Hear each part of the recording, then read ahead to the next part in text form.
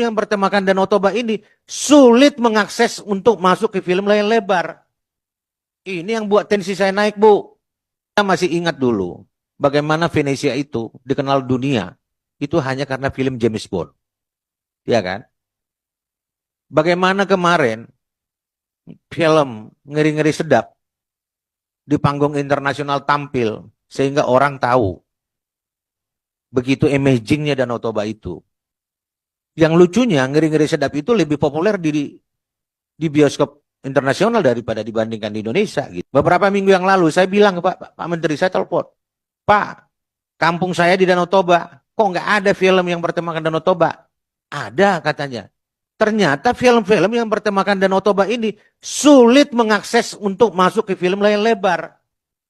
Ini yang buat tensi saya naik, Bu. Saya sekarang lagi fokus menggarap bagaimana, tidak lagi hanya Bali, tapi Danau Toba, juga Labuan Bajo. Ternyata saya temukan ada beberapa film yang bertemakan Danau Toba, tetapi kesulitan sudah 2 tahun antri masuk ke layar lebar. Setelah saya telusuri, apakah kualitasnya? Juga tidak. Bagus kok kualitasnya. Tetapi itu tadi yang dibilang Ibu Dina Lorenza itu.